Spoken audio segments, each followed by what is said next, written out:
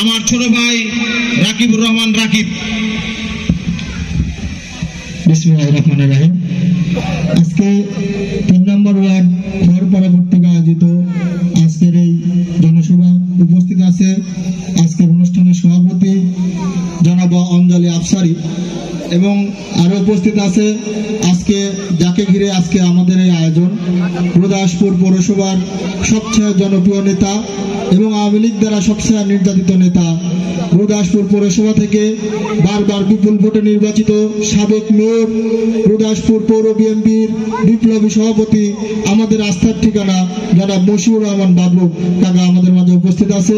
এছাড়াও উপস্থিত আছে গুরুদাসপুর পৌর বিএনপির সুযোগ্য নেতৃবৃন্দ, গুরুদাসপুর পৌর যুবদল, পৌর ছাত্রদল, পৌর স্বেচ্ছাসেবক দলের সুযোগ্য নেতৃবৃন্দ এবং আজকে এই 3 নম্বর ওয়ার্ডের সম্মানিত জনতা, সবাইকে জানাই আমার পক্ষ থেকে আসসালামু আলাইকুম। আপনারা সবাই মশিউর রহমান বাবলুকে চিনেন এবং জানেন। তিনি 2 মেয়াদে প্রায় 14 বছর এই পৌরসভার মেয়র ছিলেন। তাকে আপনারা সবাই জানেন আর চিনেন।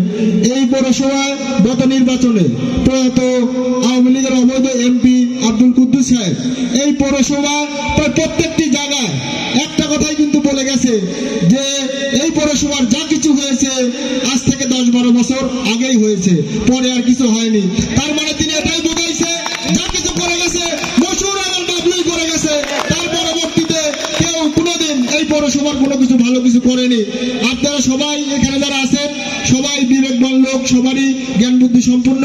আপনারা সবাই আপনাদের বিবেককে কাজে লাগাবেন, আপনাদের মেধাকে কাজে লাগাবেন যে কাকে নির্বাচিত করলে এই পৌরসভায় আমরা ভালোভাবে থাকতে পারবো, ভালো রাস্তাঘাটে চলতে পারবো, ভালো ড্রেনের সুবিধা পাবো।